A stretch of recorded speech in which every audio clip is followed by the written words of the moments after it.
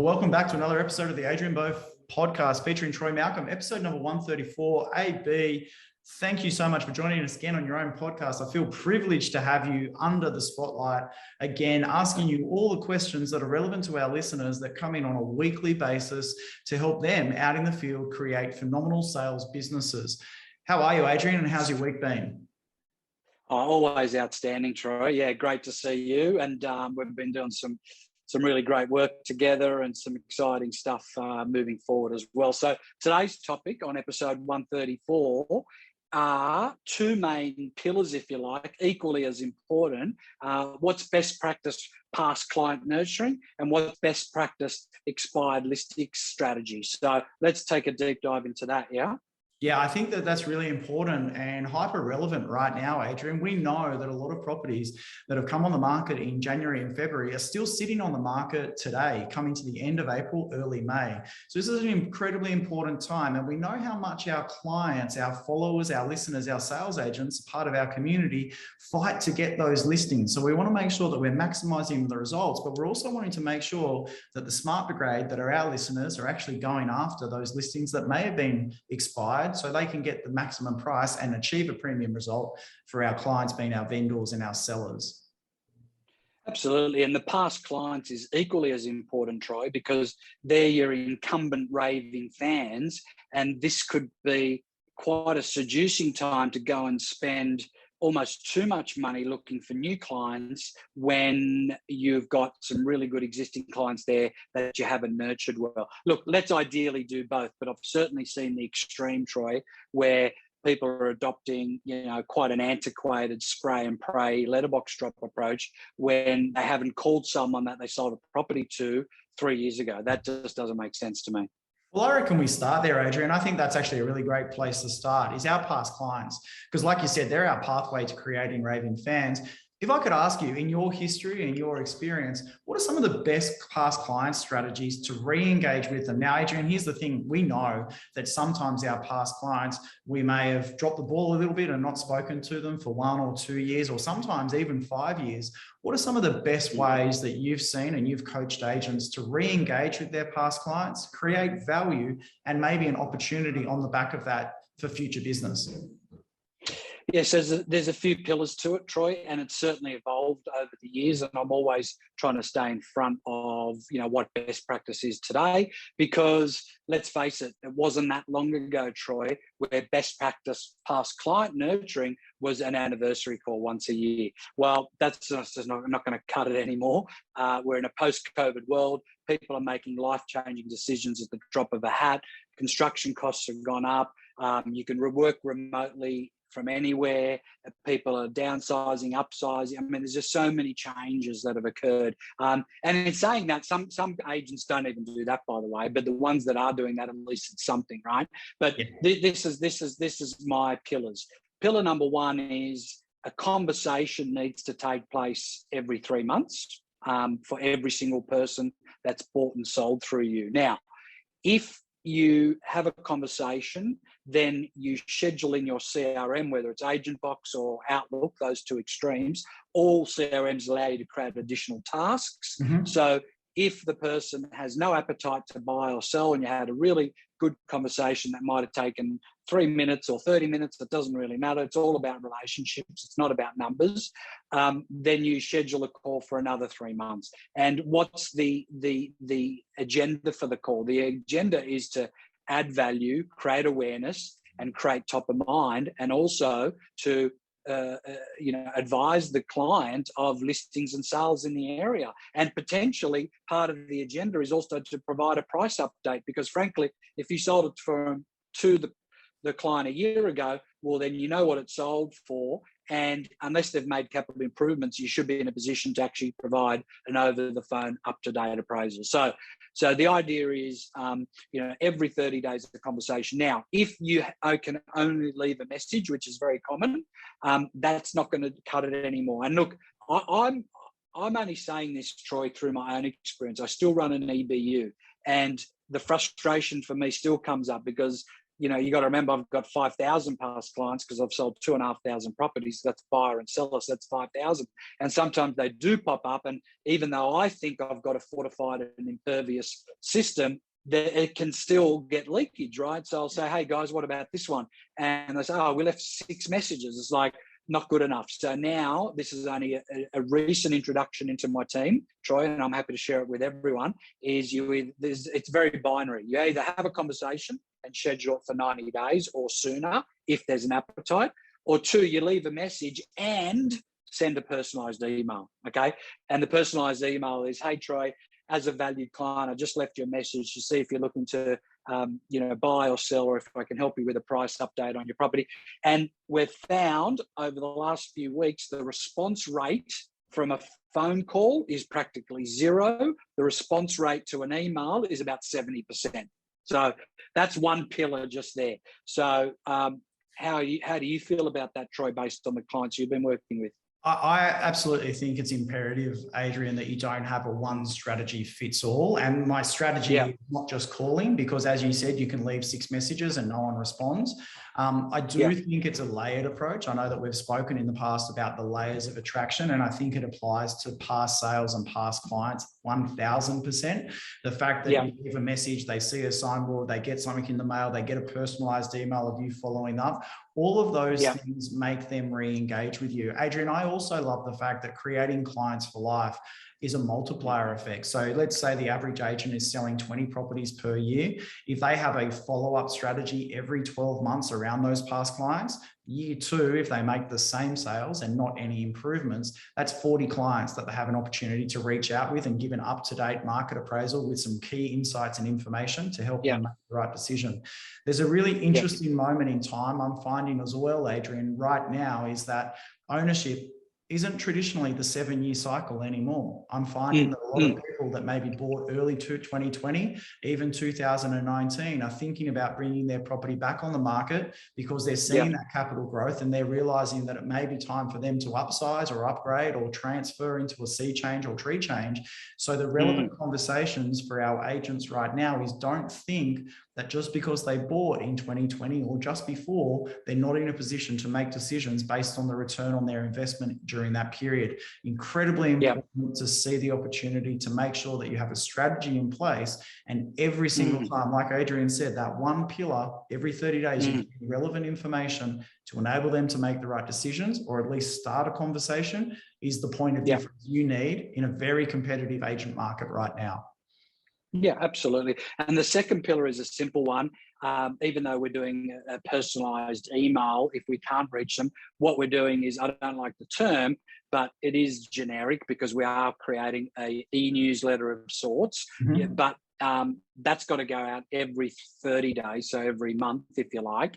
And it needs to add value, though. So you've got to have recent sales. You've got to have current listings. You've got to have a call to action. You've got to have an update about the market. You've got to have a recent blog or something that's adding value. So I think that's an automation side of the business, which has got to happen. The third pillar is, rather than anniversary call, I'm talking about it personally delivering an anniversary gift. Whether that's a bottle of wine, whether it's a bottle of champagne, whether it's a gift card, that needs to be happening on an annual basis with a handwritten, personalised card. So that's that. When you look at those 3 pillars, if that's something that's set and forget, and on top of that, what you're doing is you're geo-targeting just listed, just sold off the back of every time you list and sell a property. And if that past client falls into that geo-target, well, they're also going to be contacted at that particular point. And that doesn't need to be complicated either. Once you list a property, spend 1 hour geo-targeting your entire database, which includes past clients. When you sell a property, invest 1 hour geo-targeting by calling your past clients and pipeline sellers. The last one, which I quite like to do as well, Troy, is uploading your past client's email address into Facebook. I really like that strategy because the algorithm disseminates quite a lot of information through that particular method. So that can be a quite good one as well. Adrian, and to take it one step further, I know that we've discussed this, but what an amazing opportunity if Facebook isn't the platform you use very often. And for a lot of real estate agents, it's become the set and forget formula, but a lot of people are now on Instagram.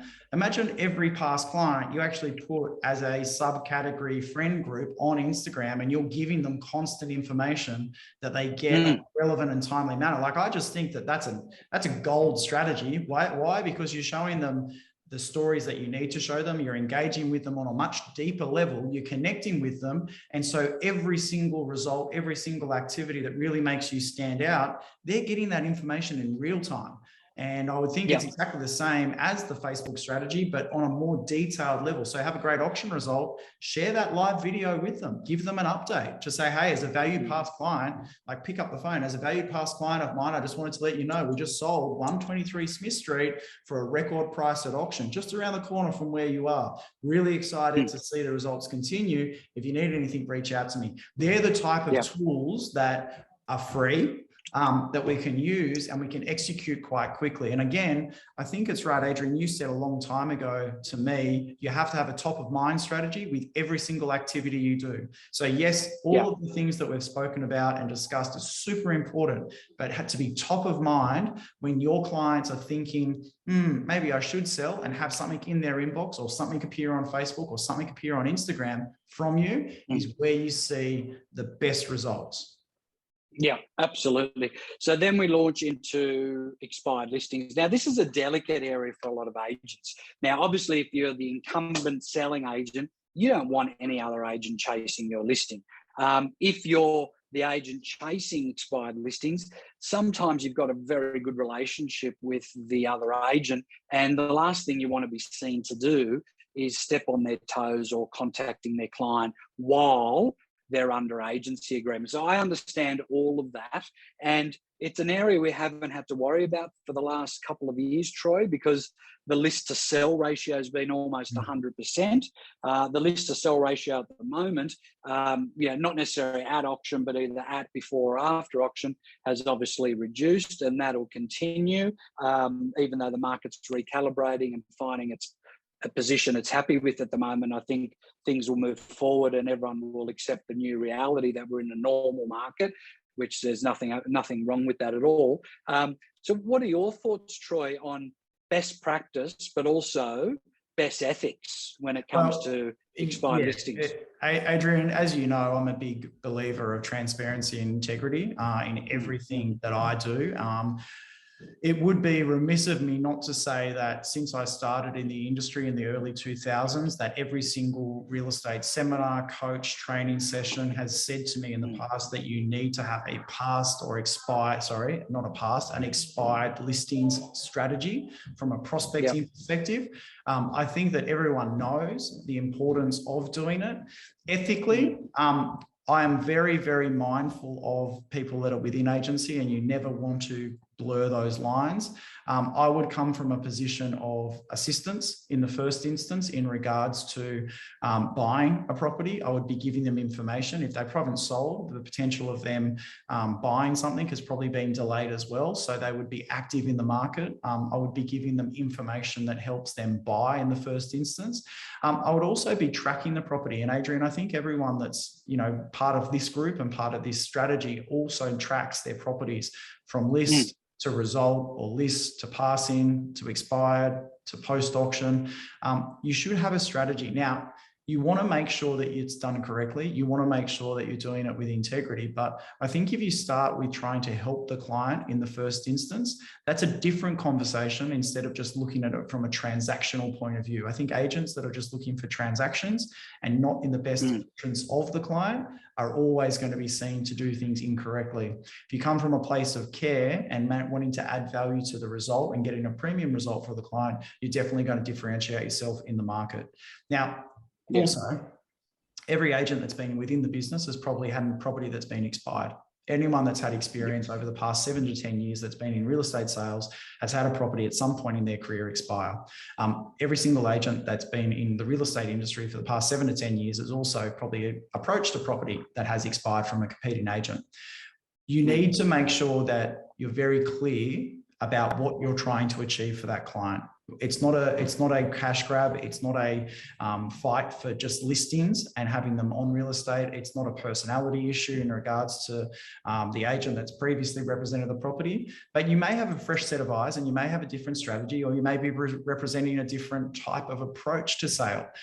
Nothing's off limits. And it's not to say just because they got the listing first time around that it's been successful and they have total monopoly over that sale. So I think it is a gray area, Adrian. I think we have to come from a place with integrity and balance. And I think we have to do what's in the best interest of the client.